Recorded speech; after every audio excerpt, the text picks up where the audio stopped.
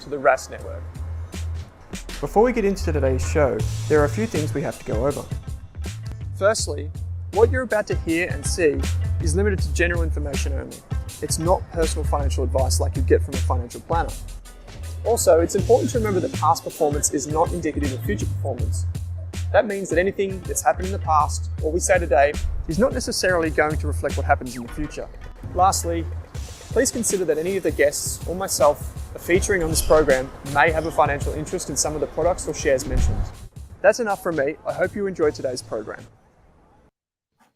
Cameron, thanks for taking some time to join me on the podcast. Of course, Owen. Thanks for having me. Yeah, it's great fun. We're recording audio and video. You're in Sydney, I assume, in the office. I'm remote in Melbourne today. But it's great just to have a chat and talk ETFs, talk about the marketplace. As we'll discover in this conversation, and as a lot of our listeners know, the ETF marketplace is booming in every sense of it. Sure, year to year, we might have some fluctuations here or there, but over the long haul, it's really the probably most important part of the financial or investment ecosystem, at least as I see it. Given that this is your first time on the show, I would love to learn a little bit more about you and how you got started in this industry and ended up at BetaShares. Okay, great. How long have you got? So I guess my first interest in finance and in business probably came when I was in my childhood years in the 80s, and I grew up in Perth. And guys like Alan Bond and Laurie Connell were, somewhat, larger than life in the West, shall we say. And I remember, hearing about the term merchant banker with reference to Laurie Connell. And I sort of asked my dad as a kid how I could become a merchant banker. I thought it sounded pretty cool. He tried to sort of point me in the direction of engineering, which actually ended up studying. I sort of was interested in engineering as well, but a couple of years into uni, doing engineering, one of my friends showed me a finance book on options, derivatives, and futures. And honestly, it was one of those sort of moments when it just crystallizes what you want to do. And I dropped engineering. I started quant finance. And a couple of degrees later, I came out and I found myself a job on the trading floor, the equity derivatives trading floor in Macquarie Bank, which is sort of the dream job. That's exactly what I wanted. And sort of went from there. That was before the GFC, very exciting times, a lot of growth, a lot of complexity in that part of the market, very interesting. And saw the highs and lows of that period.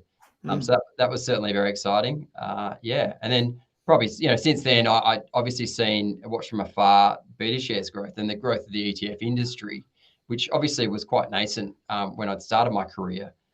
And a number of my colleagues had moved, in fact, from Macquarie to BetaShares. And I think what's really interesting about the ETF industry is that, versus some of the products that I started my career in, you've actually got what's relatively simple in terms of an investment product, because there's enough complexity in markets as there are, right? So, something where investors are drawn to the advantages of the product, something with its growth, that's a really good spot in terms of professional development and ability to sort of play a role in people's lives and building wealth. So hence my move across to BetaShares about 3 years ago. I'm curious, just to circle back to something. Yeah. Do you remember what the book was on options trading and all that? Do you remember? Yeah, it was the Hull textbook, which a Hull textbook. I was going to say it's a classic, right? And I even I actually tutored derivatives at uni when I did postgrad, and I actually got the answer booklet to that, which was I guess would have been gold while I was doing my undergrad. But yeah, that was what really sort of lit a fire in my passion there, I think. Yeah, because that's the book for anyone that's listening or watching and is interested in studying the CFA. The CFA Level 2 curriculum deals with a lot of derivatives and pricing of derivatives, and it's probably the most confusing part of the entire curriculum, at least from my opinion. But the Hull textbook, if they just handed that to people, they'd be 3 times better off. So if you are that way inclined, like Cameron is, go and check that out. I mean, there's a lot we could talk about. Do you invest in ETFs personally? Yes, I do. I mean, when I started out investing, look, this is a long time ago when I was a kid. I think my first investments were, Mount Isa Mines, and then the first Telstra IPO. Yep. And then when I, started working in finance, because obviously you're working in finance, you feel like you've got a good handle on equities. I was using, investing in single stocks. But over time, I sort of gravitated towards ETFs. And, if I think about the way I look at markets and what's interesting for me about markets, I guess I'm actually sort of somewhat more drawn to the macro picture, thinking about asset classes, factors, countries, fixed income, equities, all sorts of, different aspects rather than individual stocks. And I think that the advantages of ETFs, I mean, that's obviously one of the reasons I joined BetaShares. I think the advantages of ETFs are there for everyone, whether you're a startup, a new investor, or, very much educated and know what you're doing. I just, from me, that's what I build my portfolio with. Yeah. You're preaching to the choir here, the converted. Curious to know, like, just, I mean, maybe before I get to this question of like, how big do you think the ETF market can get? I'm hoping you can maybe set the groundwork. So we cover ETFs a lot, but we don't probably get the holistic picture on necessarily like how big it is now versus traditional products or vehicles or ways to get exposure to markets versus what it could become. So can you kind of just give us the lay of the land, any facts or figures you have, maybe for Australia, maybe even a global context if you have that on hand, and then maybe we'll just go back and forth from there. What have you, if you have that on hand? Yeah. So I mean, most people will be aware that ETFs are growing and possibly don't have an appreciation for how large ETFs are versus other investment vehicles like unlisted managed funds. In Australia and also globally, the majority of money that sits in fund vehicles, including ETFs, is still in those unlisted managed funds. So in Australia, the ETF industry is around about $140 billion, which is about 15% of all managed money. So about 85% still sits in unlisted managed funds. Now, Australia was a bit of a laggard in terms of uptake of ETFs. ETFs only really started to take off in about 2010. In the US, where they're much more established, I think we've got around about $6.5 billion, trillion dollars in the States, obviously, in ETFs. And that represents about 30% of all managed money. So clearly, a greater degree of penetration because they're further along that adoption curve. Specifically within Australia, if we look at investment trends data, which talks to what investors are doing with their money, what their intentions are, we're close to 2 million Australians with an ETF investment. And the indications are that will grow by perhaps another 250,000 investors, this year alone. So it's certainly growing. To talk about, who's investing in ETFs, the majority of investors are still in Australia. If I'm talking in Australia, but are advised or advisors, brokers and institutions, high net wealth groups. Retail makes up around about 30% of all investors in the ETF landscape, but it's clearly got applicability across the spectrum there.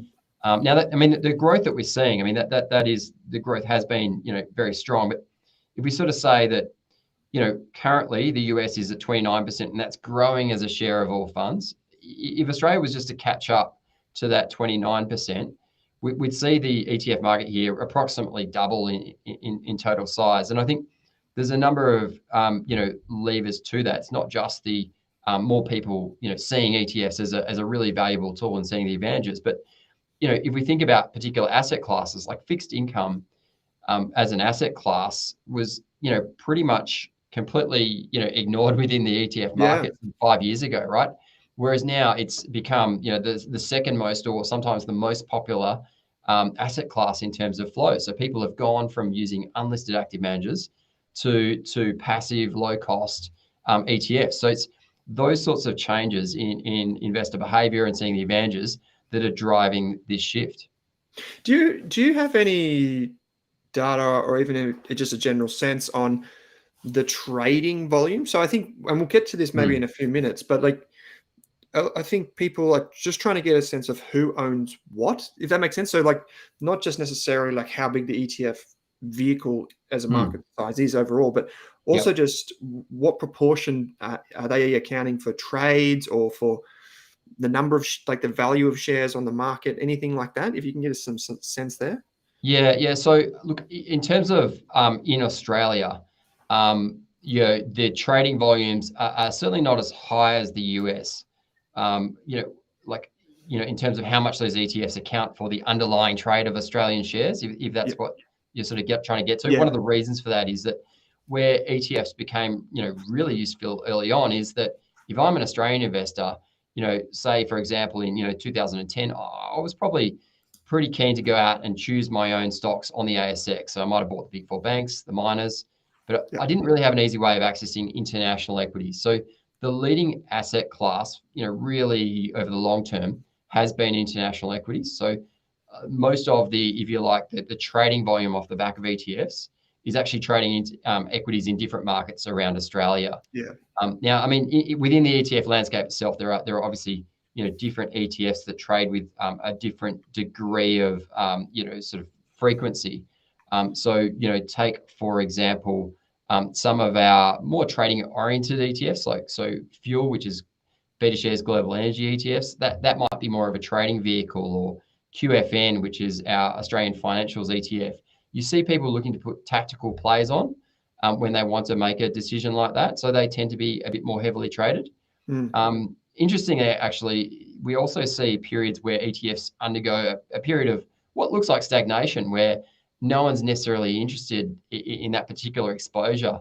And I could talk to all sorts of examples, but a really interesting one is food, which is our BetaShares Global Agriculture ETF, which was launched in 2016.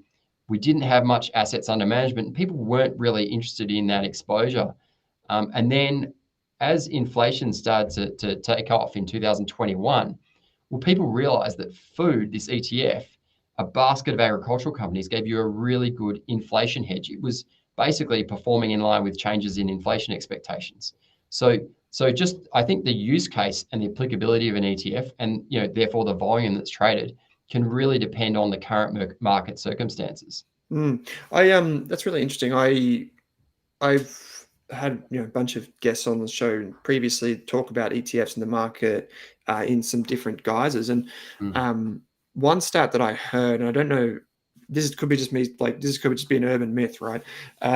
One stat that I heard was that even though like a heap of money is going through passively managed strategies in the United States, they account for only single digits of trading volume, or the underlying, which for me is kind of like music to my ears, because I think, well, maybe they don't have kind of the impact on trading, because the price discovery thing is the thing that people kind of freak out about. And one of the questions I wanted to put to you, and I was chatting to you about this before, is like, we've got people like Michael Burry that come out from the guy from The Big Short, who come out and say there could be like some bubble here, or it's slowly crept in and everyone's looking for an exit, but the door is the same size. That's the analogy. And I guess the fear there is that so much money going into passive or even like thematic style based ETFs and strategies. And then like, who are they trading against? How is the volume faring? Does that create, I guess, market dislocation between price discovery and value? I don't know. Like, I guess I'm just hoping that you can rebut some of those points, and then we'll just go from there. Of course, yeah. So I guess that is actually a really powerful reason to consider ETFs, is the point you made about the fact that when an ETF is well established and has what we'd call a lot of natural liquidity. So for example, the ways the counterparties or the people who I might buy an ETF on the ASX are likely to either be another investor, so who's looking to sell, or I might be looking to buy off a market maker. So basically a proprietary trading firm whose business it is to create markets in ETFs. Now, where there is a lot of uptake of that ETF, where that ETF becomes popular, what we see is you see a lot of that natural liquidity, buyers and sellers, creating a market. And that's where you can see some real compression in the bid-ask spread. But it also means that the underlying basket of stocks within that ETF doesn't need to be traded, because effectively that underlying basket is just being passed in an ETF wrapper from one investor to another. Now, that's very different to a unlisted fund where, depending on how liquid that is or when it trades, can result in a greater degree of the fund manager needing to sell the stocks to basically, fulfill a redemption and then buy stocks for an application. And it's that increased volume and that uptake and acceptance, which is sort of self-fulfilling in terms of the advantage. Just to give a simple example, and it certainly is the case that the more widely adopted and the more diversified an ETF, we tend to see, better liquidity. The buy-sell spread for our A200 ETF, which is our just low-cost broad market Australian equity ETF, that's trades at between 3 and 4 basis points between the bid-ask spread. If I was to buy an unlisted managed fund, an equity fund, those, you see on some of the largest unlisted equity funds, those bid-ask spreads can be 20 basis points either side. So, your round trip is 0.4%. And so that's clearly going to be an advantage there. Clearly going to be an advantage. And we're sort of seeing that as one of those reasons why people are interested in this part of the market. How about if, say, an ETF, instead of being actively traded, is like between investors, is actually, say, like those dollar cost averaging, like constantly like getting more units, accumulating units, because we're seeing that with some of the biggest like diversified, well, I don't say diversified in the sense of like diversified ETF. I mean it in the sense of like those core positions that people use for those exposures to markets. How about those where I assume more units are being created and there's more involvement from APs and that type of stuff? Yeah. So where you're having, increased inflows into an ETF, then over time, what's occurring is people are buying on market on a net basis. And typically that means that on a net basis, they will be buying from those market makers. Now what occurs there is that market maker will have what they call inventory, or they'll have units of that ETF that they're selling to you. And when they run out, they will basically create or they will apply for more units, which is similar to how you as an individual investor might apply, for an unlisted managed fund. But they're doing that at scale and at very low transaction costs when they do that. Now, at that point, we as an ETF provider are receiving that application, and that come in the form of two ways. They might deliver the basket of stock, which means that we're not necessarily needing to go out and buy that basket, or they may have a cash application. So they might provide the cash, and we would go out and buy the individual shares. So that can result in trading activity. I mean, I guess the point I'd make on market impact there is that if you look at the Australian market or the US market, the vast majority of volume is going through those very large, very diversified, very liquid ETFs where the underlying stocks are very liquid. I guess there's potentially some niche examples in the US where there are literally thousands of ETFs where you might expect there's some market impact. But if you were to look at where the bulk of that volume flows through and the bulk of ETFs, the S&P 500 is incredibly liquid as a market, much more liquid than the Australian market. And so that market impact is negligible, if anything. I mean, just to talk a bit about your comments on you raised about Michael Burry, and he's obviously he's famous for raising the potential for bubbles in asset prices, and well known for his role in basically highlighting issues in the GFC with residential mortgages and subprime, and he was played very well by Christian Bale in The Big Short. So I mean, great movie, by the way. But I guess one thing I'd point to is a lot of that criticism is an argument around that passive has got bigger, and we've seen that stock prices have gone up in 10 years from 2010 to 2020. And I just don't buy that. The reason I would say is that you can look at other markets where there is no passive investing. So if you look at private equity, or if you look at venture capital over that period from 2010 to 2020, those prices, went up, in some cases a lot more than listed equities, as an example. And so, clearly passive didn't play a role there. And the reality is that the driver of that, inflation in asset prices over that period is clearly what the intervention of the Fed did in monetary policy.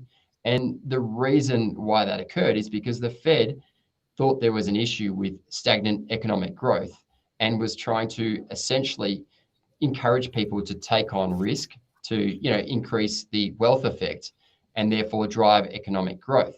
So that, if you like, run up in all risk assets, and it certainly didn't just apply to assets covered by ETFs, was by design by a central bank. Nothing to do with the form of investing that relates to a lot of the way ETFs are structured. Some of the other comments that Borry make, are around ETFs creating momentum, creating churn, and I guess increasing volatility.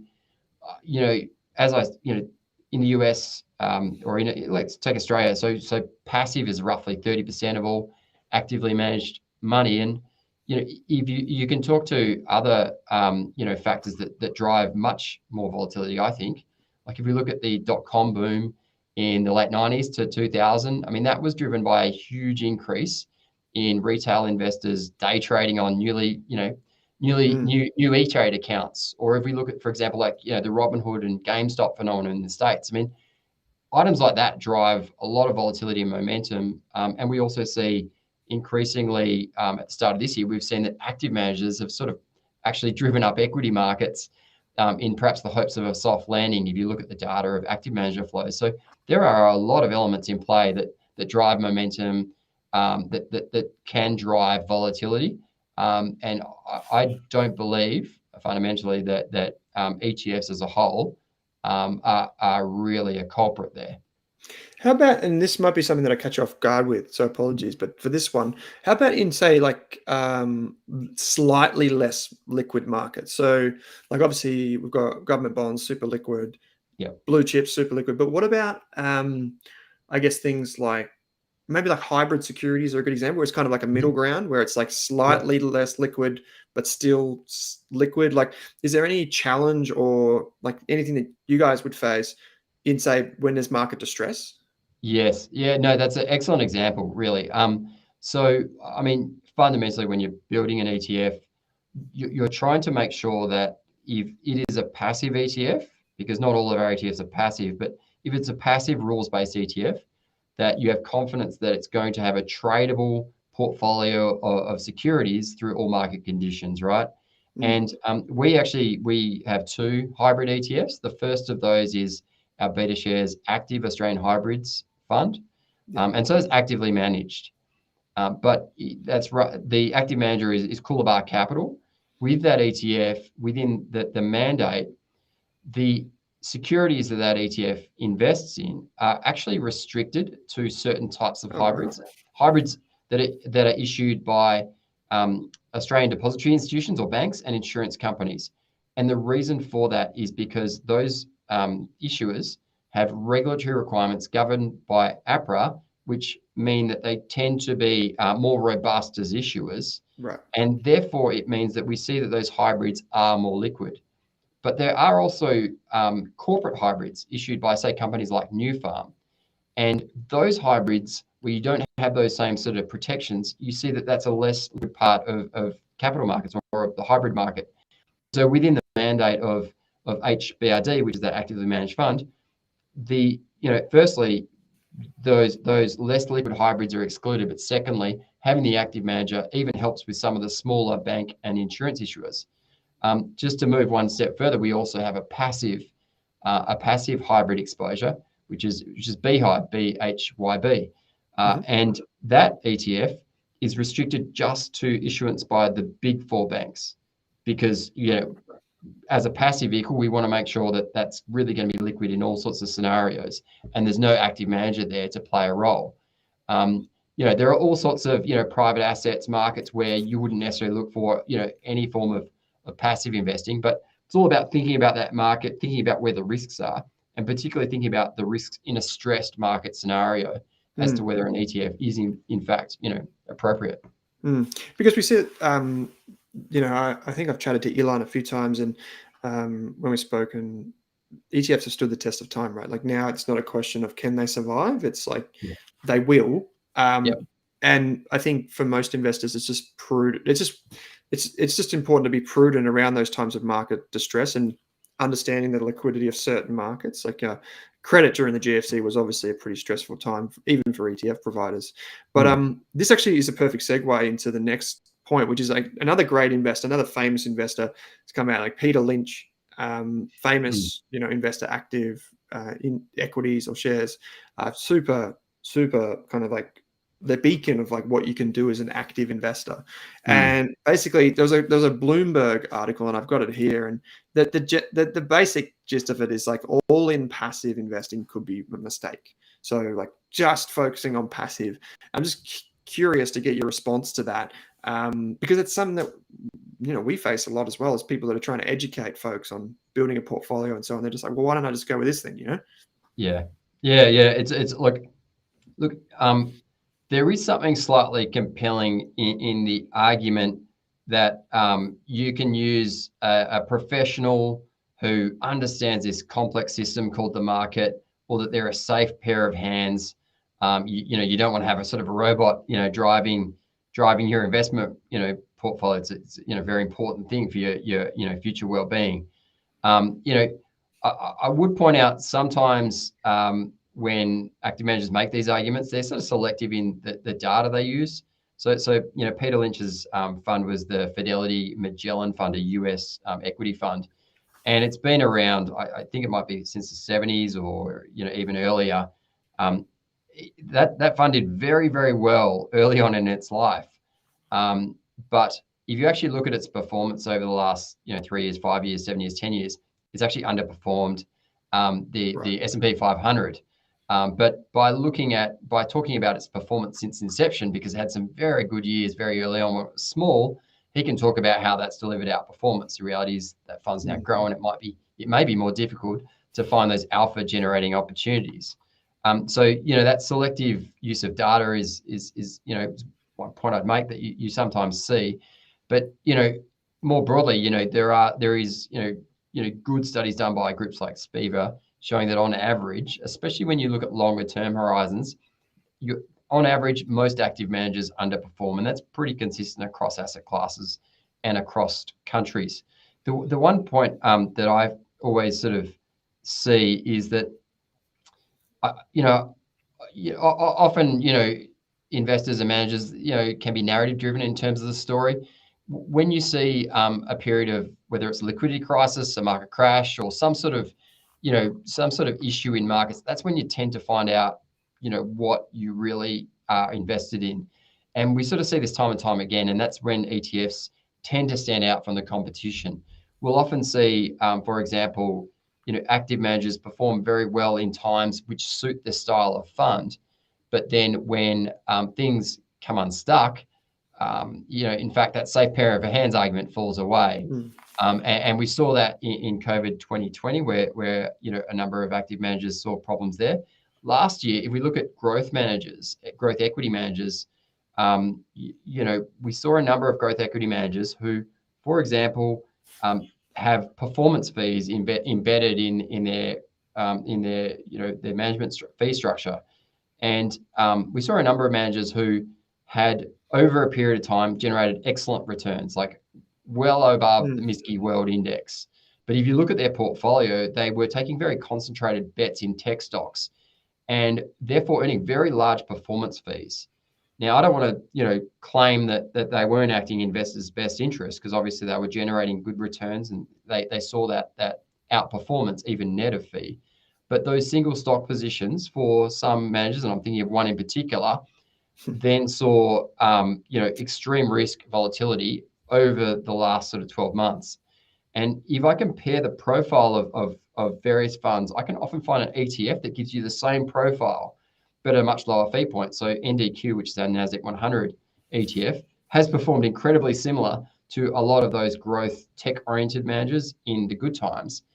But because it doesn't necessarily have the same degree of stock-specific risk and fee load, we often see that it can perform much more strongly in those tougher times.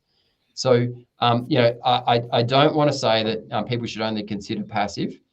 But if you are looking at an active manager, look at, the fee load, look at their style of investing in particular. And if you can get an ETF that gives you that same style, that same, exposure that you're looking for, then that ETF's giving you better diversification, lower fees. You should consider that as well as the active manager as a potential solution in your portfolio. Yeah, and I mean, for what it's worth, like the way I think about it is, like we touched on before, like if you're going to invest in illiquid things, maybe the ETF structure isn't the right structure because it just can't be done. But for all things that probably, it's like that old saying, like what can be automated will be automated.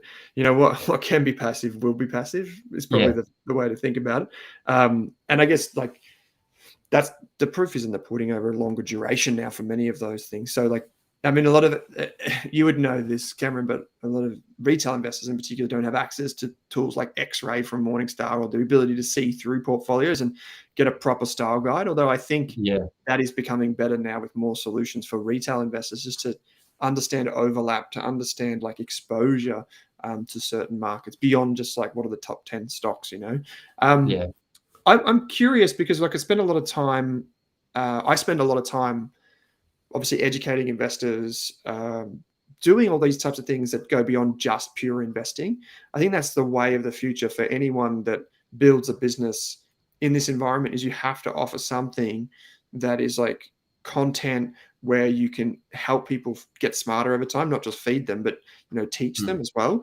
And I'm curious, like, does the rise of passive management and the ability to just kind of almost set and forget to some extent, does that have an adverse impact on financial education, or do you think it actually may even improve it? I'm just kind of like going completely off to the side here to where our conversation was going, but I'm just curious if you have any thoughts around that.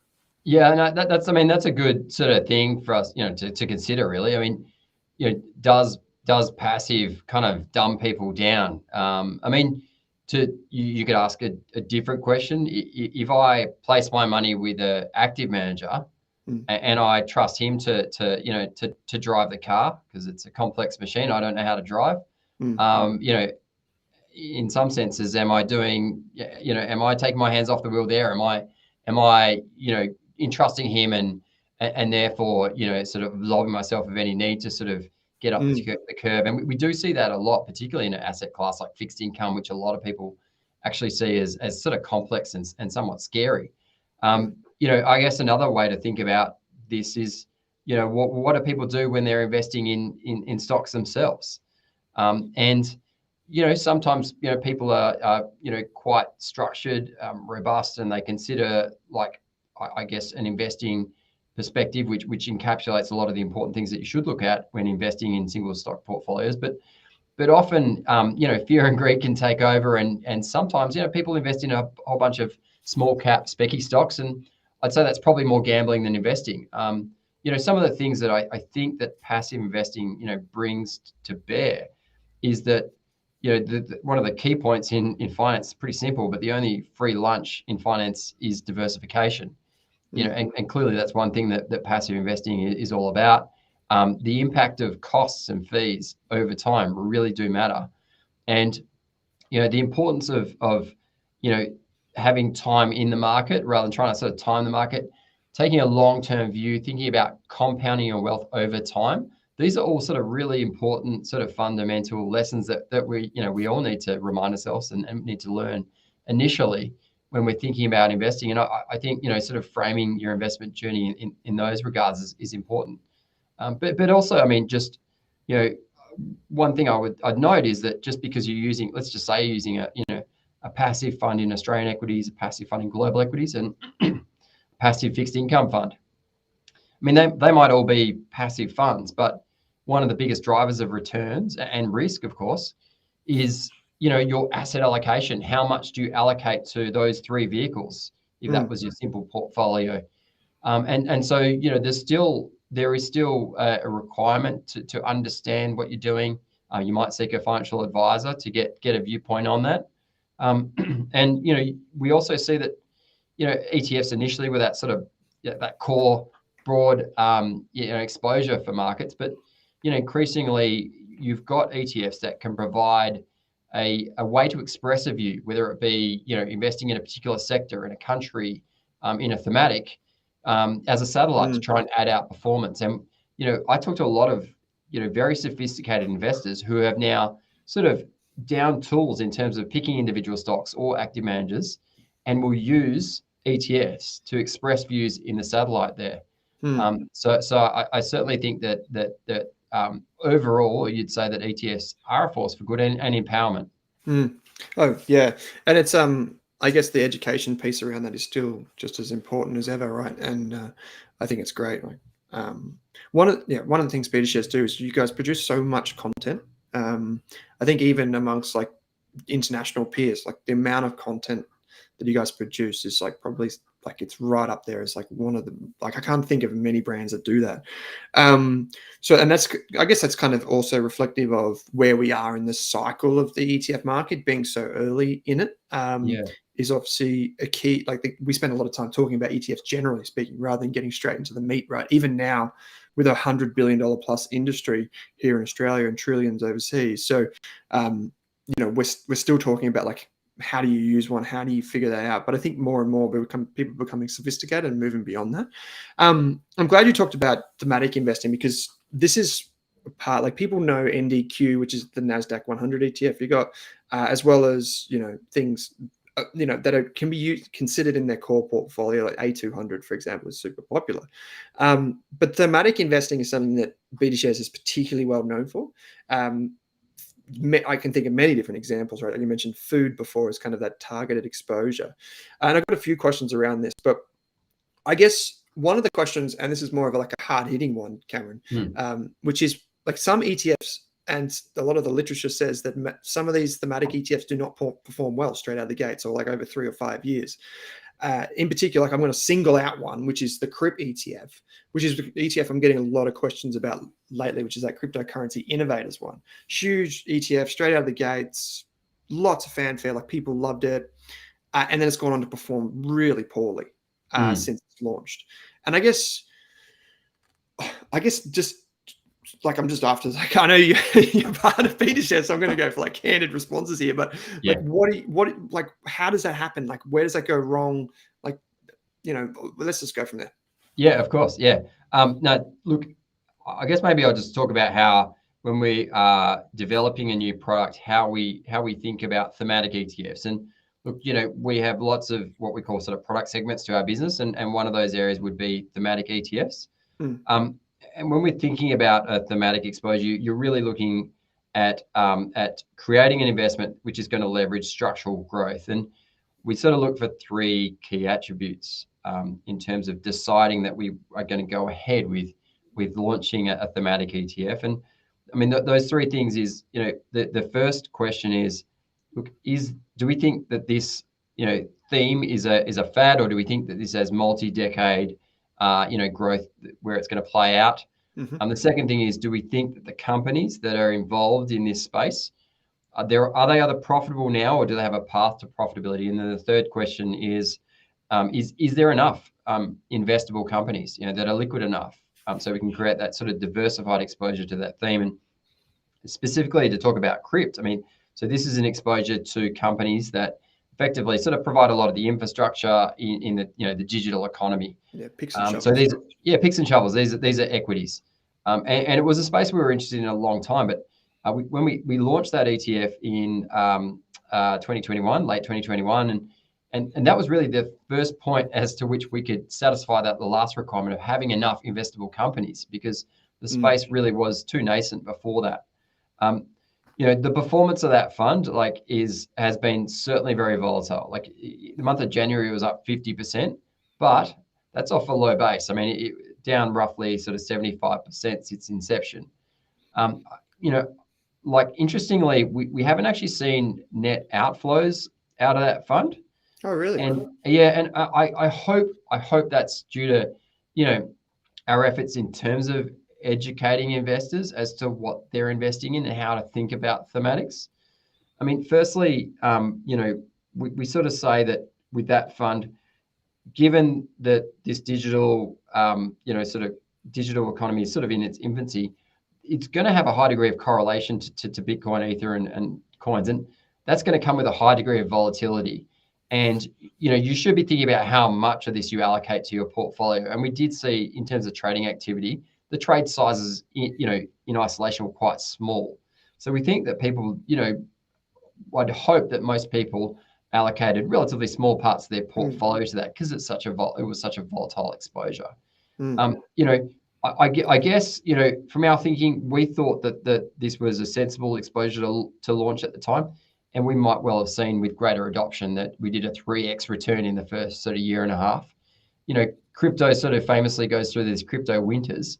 We will see what happens, but I wouldn't, say that 50% return we saw in January is an anomaly, and you may see, even greater returns in the future off the back of this. Is trying to provide that pure play exposure, and then if an investor wants to use this, and if they have confidence in the earnings potential of that group of companies, then that's sort of that access vehicle for them. I mean, just more broadly on the comment on thematics, and I guess one thing I'd sort of make in terms of thinking about thematic exposures and how to use them. If we look at the global equity market last year, and if you look at sector breakdown, so different sectors, whether it's media, banks, financials, tech, and energy. Energy was the one sector last year that had positive returns, and I think the returns on energy were roughly 50, 60%. Everything else was negative. So if you didn't hold energy in your portfolio, you were probably going to underperform. Now, there were sort of, so energy is oil and gas. There were some, isolated exceptions to that. So uranium companies did quite well last year. Energy transition miners, energy transition material miners did quite well. And frankly, we have thematics that provide exposure to those themes. But broadly, most thematics last year, generally speaking, didn't hold energy stocks. And so subsequently, we saw a degree of underperformance. And a number of them had relatively high weights to tech, and we saw a sell-off in tech. I guess the point I'd make is that, investing in a theme, in our view, and this is just a general comment, you should be thinking about the long-term performance, and in particular, the long-term ability for those companies to generate earnings growth. Markets and valuations can move around a lot in volatile times, but taking a long-term view, we think that earnings growth rather than changes in valuations is what really counts. Now, the way we sort of see these thematic ETFs is that if I think about building a portfolio, our philosophy, and this is just our philosophy, it may not apply to you as an individual, is that you're best off building your core portfolio out of low cost, broad, diversified ETFs and building blocks that you can sort of sleep at night in through the market cycle, and that thematic ETFs can really add value as a satellite, as something that can potentially drive out performance. But as a pure, what we'd call a satellite that gives you very good exposure to a theme. It might be cybersecurity. Generally speaking, you've got a more concentrated basket than a diversified core Australian equities ETF. You might have 30 to 100 stocks in that thematic basket. So you're going to have two things. You're going to have higher volatility than your core exposures, but you're also going to have a lower degree of correlation than other core building blocks. So that thematic exposure will have theme-specific risk, which means it moves. Its volatility is very different to your core exposures. And so, when we talk about building portfolios using thematic ETFs, we often talk about sizing that satellite appropriately so that you don't increase the overall expected volatility of the portfolio, but you can add out performance potential. Because if you put that thematic in there at 50% weight of your portfolio, you would expect your overall volatility to go up. But when it's a smaller allocation, the fact that it has a lower correlation or it moves very differently can actually sort of assist in that volatility. So that's sort of our mantra and how we think about that. That's our approach, but obviously I'd make that point, as a general comment rather than specific advice. Yeah, for sure, absolutely. And anyone listening to this knows that we're only speaking in general terms here. You should always speak to your financial advisor to help you build a portfolio. So I've got a couple more questions. One of them is kind of the question that often I get that leads on from, well, is it a core position, or can I use this here or here? And the waters get blurry depending on like people's objectives and all that. So again, like I encourage people to think carefully about their own portfolios and speak to an advisor and all that. But how do you think about what should be what like just maybe even some general goalposts on maybe what is considered more thematic and less kind of in the core, because I get a lot of questions, and one of the questions I've been getting recently is like whenever you guys at BetaShares like launch a fund, I get a lot of questions around these funds. So one of them is the Royal ETF. Well, it just shows you your marketing's working, right? So Okay. I think the ticker symbol is ROYL. Yes. And one of the questions I got recently was basically like, how could you use this in a portfolio?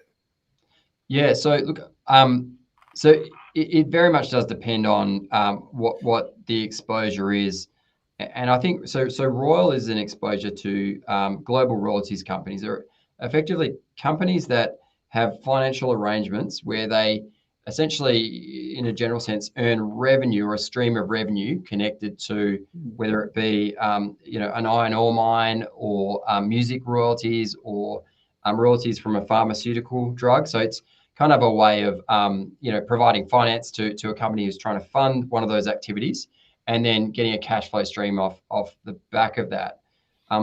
It's a fund that has very interesting characteristics. I generally think of that as somewhat of a mixture between what I call a sector fund, which tends to move in line with the economic cycle, and a thematic fund. Now sector funds are often much more responsive to the economic cycle, and a sector fund might include fuel, which is our global energy stocks, very much tied to the energy cycle.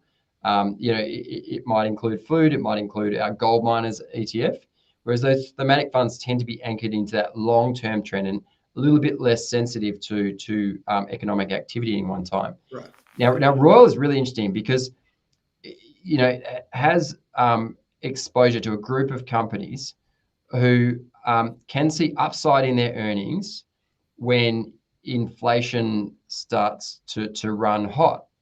And so, in that regard, it does have some more exposure to the economic cycle. But we're also seeing that, mining companies are using more and more of these royalty structures to fund their mining activities. So it's got a bit of a, foot in both camps in terms of sector or thematic.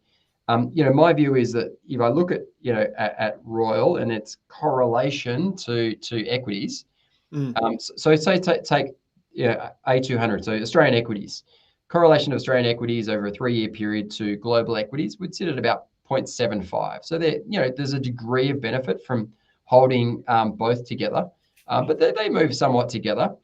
Royal has a correlation of 0.5, so a lot lower. And so that I think of that as you could add that in as a diversification tool.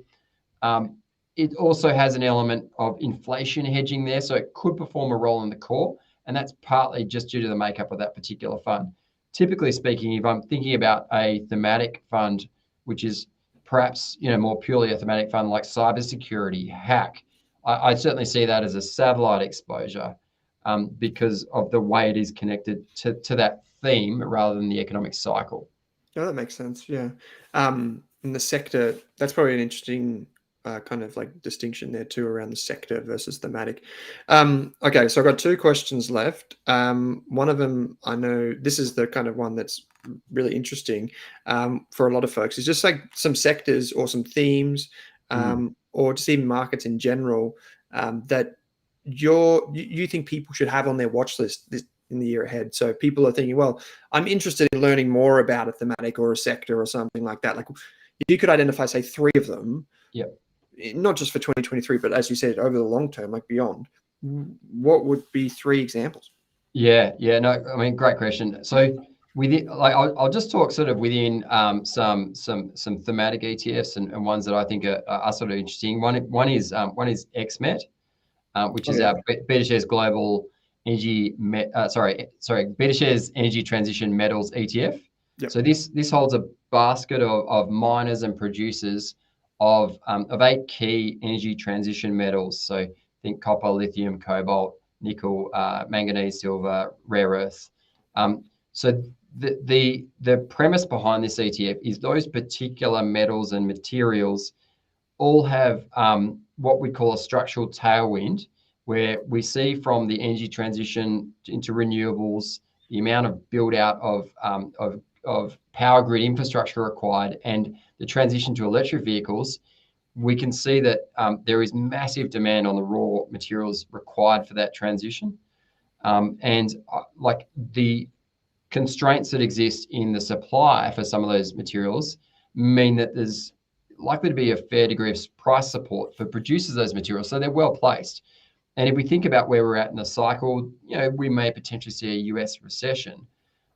Well, these producers are leveraged to something else, and there is a very strong degree of government support which is now going into these industries. The energy transition is becoming somewhat of a geopolitical area of tension between China and the US, and so securing supply of these materials has become strategic. And the US and Australia have both started releasing what are known as critical mineral strategies, where they have in fact provided cheap funding to producers of these materials. So a number of companies within this ETF have received cheap funding to develop either production or refining capabilities. And there's a really strong tailwind there. Last year, in the middle of last year, the US government released the Inflation Reduction Act, which was a curious name because it was really incentives to encourage consumers to buy US electric vehicles and to incentivize the production of renewable energy technology in the States. And those incentives were structured around the raw materials and where they came from. And when we look at XMED as an exposure, really set to benefit from these incentive structures put in place by government and that funding tailwind, along with just that natural increase in demand for things like electric vehicles. So I think that's a really interesting place, and that structural growth story will play out over 20 to 30 years. Another really interesting fund that I think has perhaps slipped under the radar after a couple of years of underperformance is Asia. Ticker code is here. It's our BetaShares Asia Technology Tigers ETF. Now, I'm sure that your listeners will be well aware that China's gone through a tough period in terms of their capital markets. There was government crackdowns on things like gaming, on some of the concerns around data around Chinese technology companies, and we also saw very stringent lockdowns in China, especially throughout the whole of last year. Now, a number of things have turned in that world. So we've seen the COVID reopening. We've seen that government support policies turn much more supportive. There were threats that Chinese shares listed in Hong Kong and the US, what are known as ADR shares, there was a reprieve by US regulators, after there were threats to delist some of those stocks. So a lot of these sort of headwinds have turned into tailwinds. Now, Asia as an ETF, BetaShares Asia Technology Tigers, is exposure to Asian technology leaders, 50 companies from emerging market Asia. So it's roughly 50% China, but it's also Taiwan, India, South Korea, and alike. But that is the exposure. What I find interesting is obviously, these stocks are relatively beaten down from where they were 2 years ago. They have rallied somewhat from their lows in October. There's potential upside, but the other element here really is about portfolio diversification. The Chinese economy is at a completely different part of the cycle versus any other Western economies. In Australia, US, Europe, we've all got rising inflation problems. We've got tightening monetary policy, and we've had that post-COVID rebound well in the revision mirror. Whereas in China in particular, very supportive government policy now, supportive monetary policy, low inflation, growth outlooks are improving. It's a completely different part of the cycle. So whether or not you believe there's greater upside in terms of the companies, it's always advantageous to look for areas and look for exposures which give you something which will potentially act as a counterweight or is in a different part of the market cycle. So I think Asia, for that reason, for the fact that it's very lowly correlated, is very interesting. To talk about another ETF, and look, this is, I think I feel like I mentioned this ETF, I've mentioned this every time anyone's asked about thematic ETFs over the last 3 years, which is HACK, which is our BetaShares Global Cybersecurity ETF. I mean, every development that we've seen seems to increase the threat of hackers stealing data, and the increasing amount of time that corporate board seats and government spend thinking about cybersecurity as a threat is leading to a very strong tailwind for corporate spending and government spending on cybersecurity solutions. And obviously, there's been a number of high-profile cyber hacks last year here in Australia, which we don't need to talk about. But even if you look at the last couple of months, we've seen ChatGPT launched, which is a generative artificial intelligence technology. Now, Akamai, the chief technology officer there, was commenting on this very early on about how this generative artificial intelligence technology allows a hacker to potentially deploy a phishing attack at scale with far more effectiveness. Like if you think about that sort of phishing email you used to get from a Nigerian prince, badly spelling mistakes, and if you actually wrote back, you'd get something back which probably didn't make sense anyway. Whereas utilizing that technology, a hacker can actually create very conversational interactions that look realistic, look like you're dealing with a human, and attack a very large surface area. So we've seen that chief information officers in corporates are now looking to increase their spend and need to counter this threat. And those cybersecurity, service providers and product providers are developing new tools to essentially help these corporates, defend against those threats. So I think in terms of, if you look at that sort of structural dynamic in that industry, so HAC's outperformance since inception has been, pretty significant over the long run. And I still believe that that's an area with really good companies with a really good growth trajectory over the long run. Yeah, so just in summary, we've got XMET, Asia, and HACK. Three fascinating ETFs and I guess industries at large. That cybersecurity thing strikes close to home. Like obviously, you having an early interest in engineering, I'm sure you're across it, but also for me, which is a passion point of mine. Like there's so many applications, good and bad, I guess, from some of these innovations that we have. Mate, I thought maybe we'll end the conversation with one question, which is more, I think it's more philosophical and it's more personal because it kind of depends on our experience to date with investing or finance. But it's just, I guess, what's one thing that you believe about investing or finance or whatever that you think few people would agree with you on? Yeah, right. Good question. I mean, talk about little things. I think like one thing, and I'm not sure how confident I am of this position, but one thing that sort of just sort of runs around the back of my head is that I think a lot of people, or the market, expects that whether or not we have a US recession or a soft landing, on the other side of either of those two things, there's perhaps an expectation that Fed policy and central bank policy will lower rates, and that inflation will get back under control. We sort of describe the period between 2010 and 2020 as this deflationary period, where things like technology, demographics, and debt meant that we saw very, very much deflationary pressures. And look, there has been some comments about we've moved into a new normal post-COVID, and the deglobalization of supply chains means we move production of widgets from low-cost areas like East Asia to, say, high-cost areas like the US, and creating potentially an inflation uplift. The one area that I sort of find interesting, and we'll see how this plays out, and I certainly am thinking about this as a long-term dynamic, not a short-term movement, but is what does the energy transition mean for inflationary pressures overall?